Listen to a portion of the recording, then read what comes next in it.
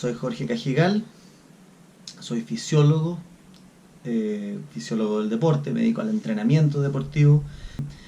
Específicamente este último tiempo estoy bien abocado a lo que es el ciclismo y el triatlón, que llevo bastantes años también. Y una de las cosas que siempre me han llamado la atención cuando me ha tocado dar cursos de entrenamiento, partir de la base, porque todo el mundo cuando quiere aprender de entrenamiento quiere entender que esto del entrenamiento, que yo le llamo así de forma irónica, entrenamiento, y irónico en el fondo porque no hay que tomárselo tan a la ligera. El fenómeno del entrenamiento es algo tremendamente complejo. Eh, Lamentablemente los seres humanos no traemos un manual, ¿no es cierto?, que nos indique cómo debiéramos ser entrenados y en cierta forma lo que hemos hecho es ir aprendiendo en base al ensayo y error. Los grandes testamentos que se escribieron de entrenamiento por los rusos en los años 50, 60, 70, con Mateyev, con Sassiorsky y tantos otros investigadores, científicos y entrenadores de la época, todos esos testamentos fueron fabulosos, maravillosos, nos abrieron las puertas a poder entender muy bien o mejor este fenómeno, pero sin embargo, con el pasar de los años nos hemos ido dando cuenta que no tenía realmente un sustento fuerte en lo que respecta a la ciencia. Hoy en día el avance de la ciencia, sobre todo de la biología molecular, de la biología celular, ¿no es cierto?, nos ha abierto un campo tremendo, sobre todo para poder entender los mecanismos. Entonces yo lo que quiero hablar en este ciclo llámese así, de charla o meeting de entrenamiento, sin entrar en grandes detalles, en qué es lo que es realmente este fenómeno de entrenar. Bueno, me toca este último tiempo tener la responsabilidad de deportista destacado.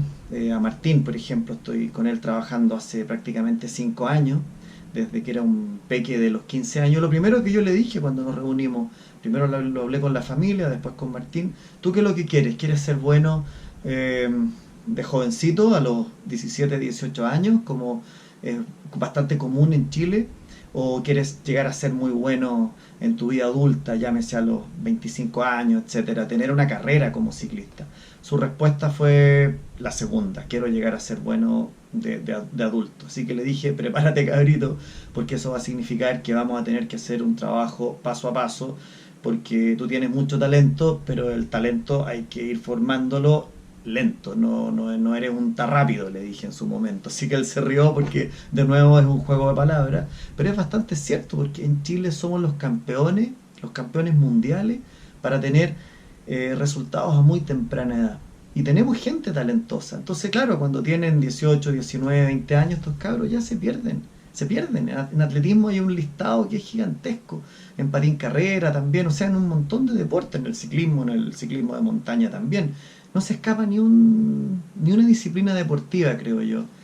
Salvo algunas excepciones. Quizás podría ser el remo por el trabajo espectacular que están haciendo hoy en día. Bueno, el gran problema que tenemos es que estos deportistas, cuando salen del colegio y han alcanzado títulos importantes, ¿no es cierto?, y muchas veces estar entre los top 10 a nivel mundial, cosa que no es tan difícil cuando un chico es talentoso. Incluso entrenando muy mal se pueden conseguir resultados muy buenos, pero a muy temprana edad. ¿De qué sirven? El problema es cuando llegan ya a edades mayores y su rendimiento decae. Entonces ahí la excusa tradicional que tenemos, histórica, clásica en nuestro medio, tanto por dirigentes, entrenadores, es que entró a la universidad, entonces la universidad se lo comió y es el responsable, ¿no es cierto?, de todo este fracaso que se produce después en la vida cuando la persona ya es adulta. Y fíjense que eso no es real. O sea, en parte sí, algo de cierto hay, pero es una parte nomás, porque el gran problema es que la gente no está entrenando bien. Y es algo que hemos conversado en reiteradas ocasiones con Bienvenido Font, el entrenador con quien trabajamos de la mano, en la gente del remo, ¿no es cierto?, la Federación de Remo, que tienen un trabajo espectacular y que también desde hace 5 años, 6 años en realidad, estamos trabajando de la mano con las ciencias del deporte. Y fíjense que eh, ellos como norma, todos los deportistas deben entrar a la universidad. O sea, no hay ningún seleccionado de remo en este momento de nuestros deportistas que consiguieron resultados extraordinarios en los Juegos Sudamericanos y en los Panamericanos del año pasado, y todos son universitarios. O sea, ¿dónde quedó ese argumento, no es cierto? ¿Qué fuerza tenía ese discurso de que la universidad era la tumba de los deportistas? Yo creo que detrás hay un muy buen trabajo, un trabajo científico y además con un entrenador con una experiencia espectacular que en el fondo permite que estos chicos puedan llegar a ser muy buenos en su vida adulta, que es lo más importante. ¿M? Como vamos a ver, el rendimiento, el alto rendimiento no es solamente un tema de genética. O sea, aquí todos los grandes deportistas tienen una genética realmente privilegiada. Si el problema es cómo esta masa de gente privilegiada, accidentes genéticos como se les llama, van a llegar a ocupar las mejores plazas a nivel mundial, el mejor rendimiento. Y ahí tiene que haber un proceso innegable. Y que es un proceso que muchas veces le estamos echando la culpa, que el gran factor son los recursos económicos. Y como vamos a ver, eso tampoco es cierto.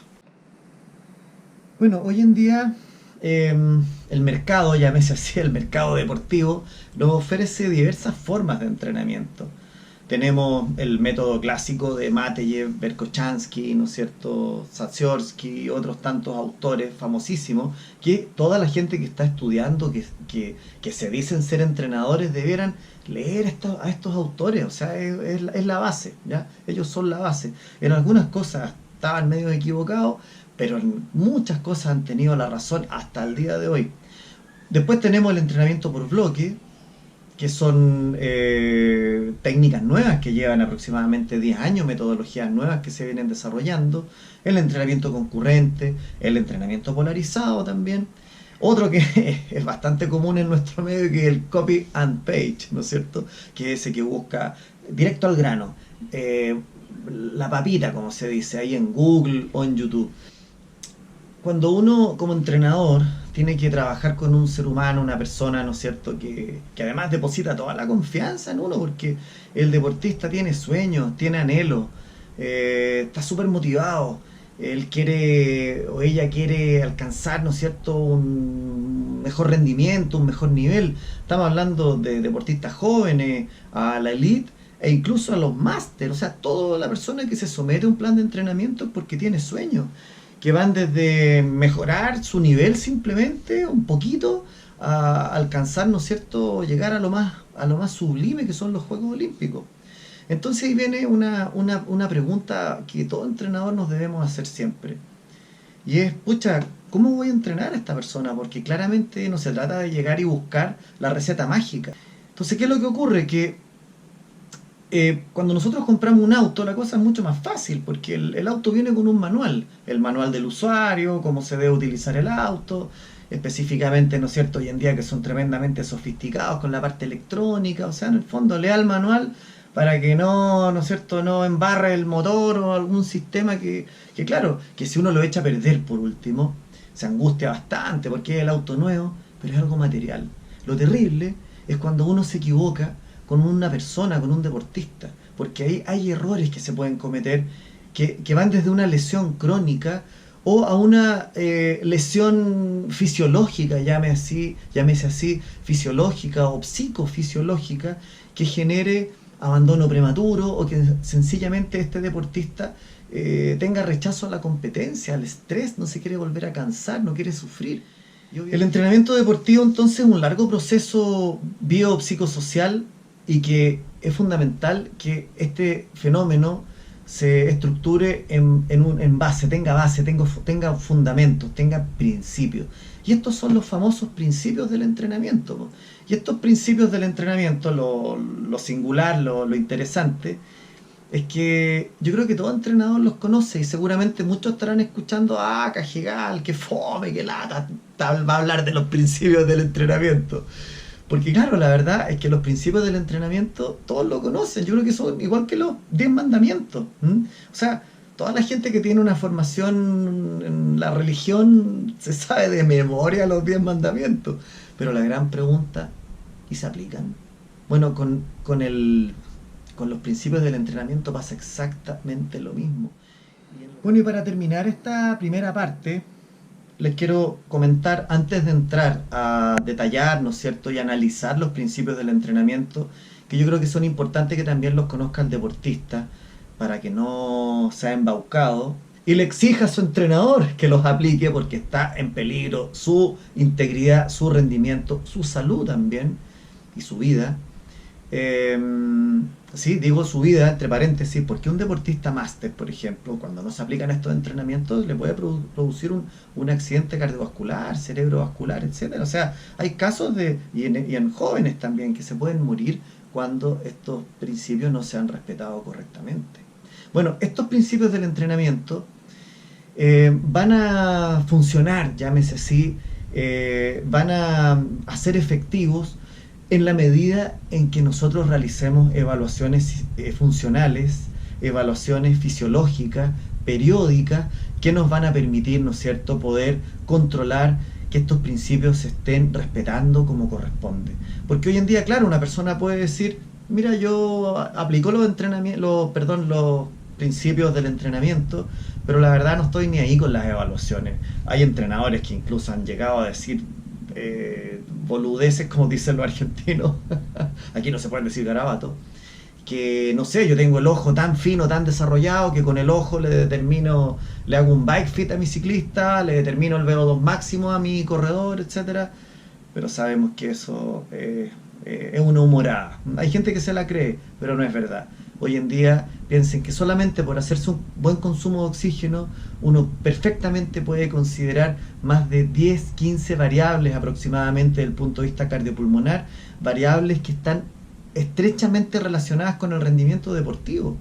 Por lo tanto, es fundamental llevar un proceso de evaluaciones, tanto en lo fisiológico, en lo biomecánico, ¿no es cierto?, lo nutricional también, lo psicológico, obviamente, y que esto nos vaya permitiendo a uno como entrenador poder ir haciendo los ajustes al plan de entrenamiento y no dejar de lado y respetar al pie de la letra, de forma real y objetiva, los principios del entrenamiento. Bueno, chao amigos, nos vemos hasta la próximo meeting, llamémosle así, meeting para hablar de entrenamiento, donde ahí vamos a entrar a detallar los principios más importantes, porque son muchos, pero yo les voy a contar cuáles, a mi juicio como fisiólogo y entrenador, cuáles son los principios más importantes. Chao.